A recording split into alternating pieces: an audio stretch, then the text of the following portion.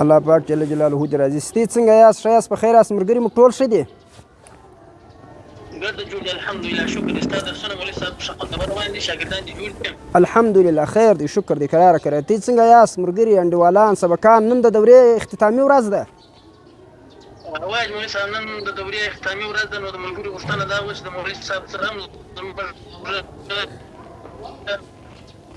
د شاګردي رابطه چې مولوي صاحب زموږ استاد وګرځي، نو بیا موږ ورته تکلیف نه کړي هلکه دا درس غوښتنه نه سبق کوي.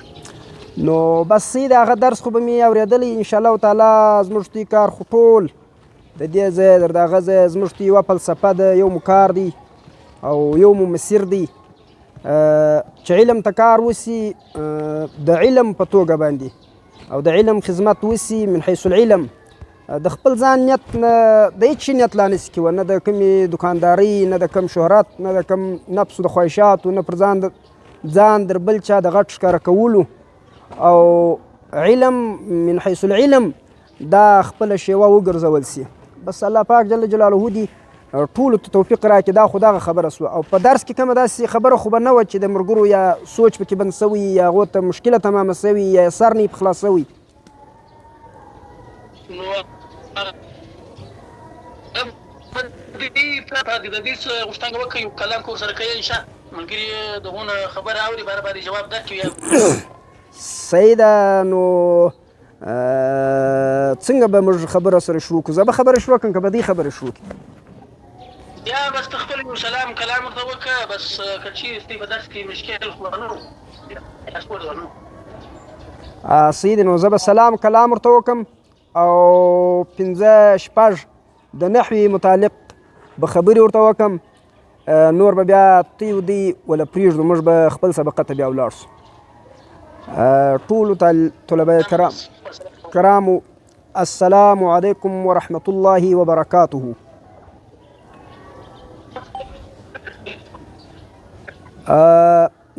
تی خو دا د دوره د نحوې ستی خلاصیږي. حافظ مولوي خیر الله صاحب محترم چې هغه د مطالعې دپاره، خارجي مطالعې دپاره او په خاصه توګه بیا په نحوه کې او بیا په عبارت کې په ضبط کې انشاء الله العزیز هغه به تی ته معلومه سوي چې په یو کوچنۍ مدرسه کې او په یو کوچني غریب ځای کې الحمدلله د دا سړي خدمت او د دې مدرسې خدمت، د دې د استادانو اخلاص، محبت او د دې د علم سره مینه، د دې د علم سره الفت، د هغه په نتیجه کې انشاءالله تعالی تاسو ته به دا معلومه سوي چې د مفیدو ځایونه، د مفیدو مدارسونه او د مفیدو دروسونه د دوی درسونه هم دي په نحوه کې. نو په نحوه کې زموږ او د دوی منهج تقریبا یو دی. بیا خامخا ځینې به داسې شیان راځي چې زموږ به په ذهن کې نه وي، زده به مو نه وي، هغه به دوی د دوی زده وي. ځینې به داسې شیان راځي چې د دوی به نه وي زده، زموږ به زده وي. ځینې به داسې شیان راځي چې هغه به د طالبانو به زده وي، د استادانو به نه زده. د علم دغه طبعه ده، دغه مزاج دی چې چا ډېر وکاتی، چا ډېره خواري وکړه، بس د هغه ډېر شی زده دی. نو دا خو زموږ ته هغه عامه خبره سه. خو د اوس لپاره چې تی نور ځئ خپلو کورو ته، نو په دې اساس یوه خبره لا دا چې دا مدرسه یو کوچنۍ مدرسه ده، غریبه مدرسه ده او شاید شهرت لا هم دونه نه لري. خو زموږ د اکابرو د بعضو اکابرو تاریخ چې سړی وګوري، په هغو په ټولو کې دا نسته چې ټول د غټو غټو مدارسو نه راوتلي دي، بلکې په هغوی کې ډېر د داسې نایابو مدارسو نه راوتلي دي چې اوس هم خلک نه پېژني چې دا د څنګه مدارس. نو ضرور دا نه ده چې انسان دې په ډېره لویه مدرسه کې په ډېرو مشهورو کسانو دې پسې. ضرور دا ده چې د انسان د ډېر ضروري شیان په ډېره دقیقه اندازه زده په علم کې. دغه خبره ده، د عمل خبره ځان ته ده، خو د علم دغه خبره ده. نو هغه که چیرې د انسان مطالب پوره کېږي باید په هغه مدرسه کې دی پاتې سي او د هغه استادانو سره پاتې سي او د هغو استادانو سره وفاداري او د هغو استادانو چې کوم خاص منهج کتابي منهج دی هغه پر مخ بوځي.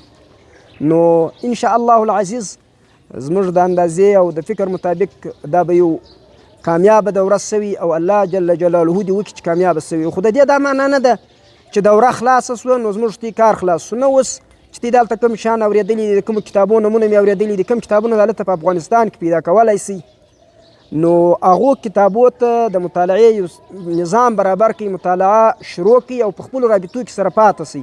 پر ټلیفون باندې، پر دا لایني ټلیفون باندې خو په اسان حالت په افغانستان کې هم کېدلی سي.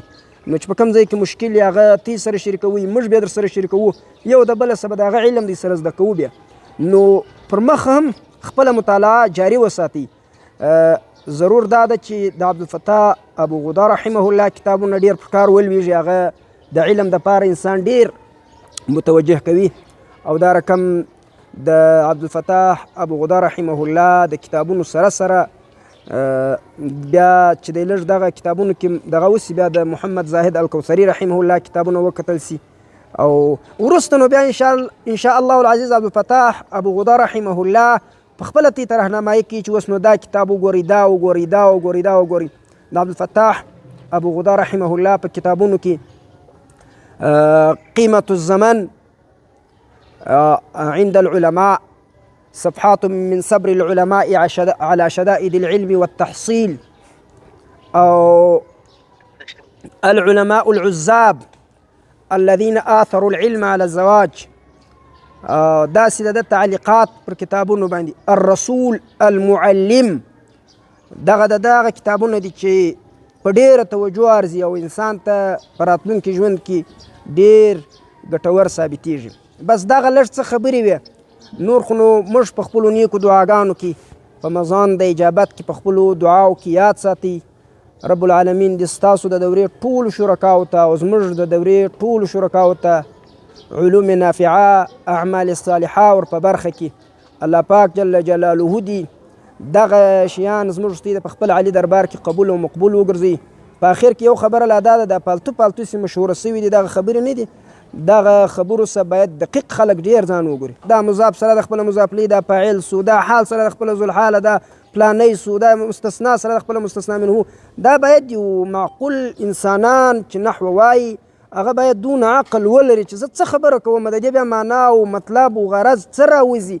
نو دغه یعنی په ویش دماغ خپله نحو ویل. بس دغه زموږ د زړه درد و پیغام دی.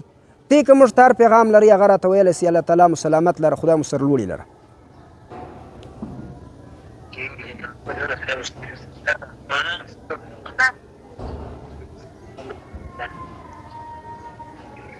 نو اجمالي صاحب ټوله خوا څه غوښتنګه به نوره نه وي صاحب، زه د هغه دوه غوښتنګه دی انشاءالله که کوم دغه ولادي موږ تیره به سره شته، بیا که تعالی پاک کلیه راوستي بیا په دې نږدې انشاءالله ملاقاتونه سره کوو.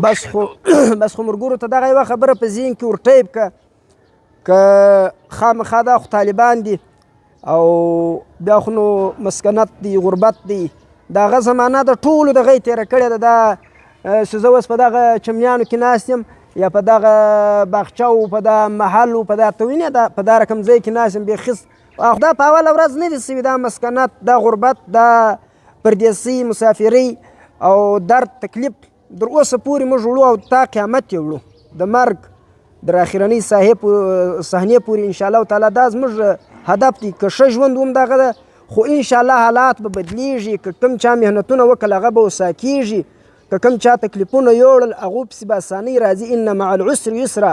نو دوی د محنت وکړي، کوشش دې وکړي چې یو کتاب دوه کتابه دې پیدا کړي، دا دې په ښه مطالعه کې واچي او ستا سره په رابطه کې مسلسل وسیږي. او د کال په دوران کې چې د دوی کوم کتابونه یي، مطلب اوس یو تفسیري، د حدیثو کتابي، د فقه کتابي، نو د هغه سره د داسې یو کتاب چې بیا زموږ د مطالعې یو درس راځي انشاءالله هغه به بیا موږ ته درواستو. داسې یو کتاب چې هغه خارجي او داخلي دواړه حیثیتونه لري. لکه اوس د مثال په توګه د مختصر القدري سره الجوهرة النیره، دا که سړی ګوري نو اوس دا داخلي کتاب هم دی چې خپل فن هلوي، او دا خارجي مطالعه هم ده چې د باندې ډېر څه شی راوړي. یا د تفسیر سره د قرآن وایي نو د تفسیر سره بیا دی صفة التفاسیر ګوري، یا السراج المنیر د خطیب شربینی ګوري، یا د علوسی رحمه الله د کتاب نه خاص مواضیع ګوري. نو دا هم داخلي مطالعه ده، هم خارجي مطالعه ده. نو طالبان باید د همدغه وخت څخه دا محنت، دا کوشش او دا هڅې جاري ولري چې د دې مطالعه پراخه سي او خارجي مطالعه د اوس نه ولري. بس دا زموږ پیغام و درد دی. نور خو موږ هم کوم پیغام نه لرو، کوم دغه نه غوښتنه نه لرو. الله تعالی دې تاسو سلامت لري. تاسو ته جزای خیر درکړي. مولوي صاحب نو زموږ خوا ته به نور کار او خدمت نه وي. بس په دعاګانو کې مو ډېر یاد ساتي. زموږ دپاره هم ډېرې دعا کوي ماشاءالله تی د دې کیفو څه معلومیږي علم هم کیفي شی دی چې انشاءالله ستې دوره مفیده او په ښو ملګرو سمبال سوې ده. بس دا ملګرو ته لږ دا ترغیب هم ورکړه چې دا د نم نشه مه کوئ چې دا 1600 ګوټونه پراته دي بالا 18 ګوټ ملا نصرالدین خامخا کې کاږي بالا که پیدا و که تاوان و. دغه ملا نصرالدینانو چمونه پرېږدي بس دغه په شهرت مورت پسې مه ځغلئ، په کار پسې وځغلئ. زموږ پخوا یوه دانه مشهوره کیسه ده، پخوا چې به دا خلک پېښور له مولي خیرالله صاحب کلو دا یوه دانه ګپه به وکړو خو هغسې انشاءالله تعالی داسې ډېر مشکل نه پېښوي. نو پېښور ته به نو د دې ځایه به پېښور ته روان سو. نو دلته به یوه میاشت 2 میاشتې اوازه وه چې پلانی ځي پېښور ته. بس نو صحیح دی نو ډوډۍ وکړه دغه ډوډۍ وکړه بیا به د ډوډۍ وکړه ګرد وطن بیا سره راوغوښتئ چې پېښور ته ځه. نو بیا به دی 4 کاله 5 کاله 7 کاله به نو بیا به د پېښوره سره راغلی. نو بیا چې کله چې د ډوډۍ وکړه او پېښور ته چې د پېښور دغه وکړه پېښور ته ولاړئ بس یوه نیمه 2 میاشتې بعد برته راغلی بره وطن ته. بره خلکو ورته چې ورور تا خو هم ځان وشرموي هم دې ځان وشرموي، جهان و ځان دې دواړه وشرمول. نو پېښور ته ولاړې نو د پېښوره څخه سړی دونه ژر نه راځي. خلک 7 کاله کې دول زما په پېښور سر خلاص و. پېښور یې دا ژرۍ ونیول دا دې نه یې ورته ماته کړې چې 10 پېښور له ولاړ سي. هغه د دې خوا لږ ناپوه کړلی وي دا خوا به ډېر ناپوه راسي. نو دا شی هم د دې ملګرو زموږ په علمي فلسفو کې یوازې قوي فلسفه دا ده چې د شهرت نیت ووځي، د کثرت نیت ووځي. چیرې چې طالبان ډېر هلته دقت مطلق نه راځي، چې طالبان لږ وي هلته استازو طالبان توجه ورکولی سي او د استاز په توجه کې شاګرد ته ډېر شیان انتقالیږي. بالکل وواج مولوي صاحب دا ستا خبرې ګرد اوري انشاءالله ګرد عملي کوي انشاءالله. نو ډېر بیا هم دغه دعا موږ درله کوو چې الله رب العالمین دې تاسو ټولو ته علوم نافعه اعمال صالحه درکړي. موږ ستاسې څخه بس د هغه غوښتنه لرو. په مخه مو ښه سه. السلام علیکم ورحمة الله وبرکاته.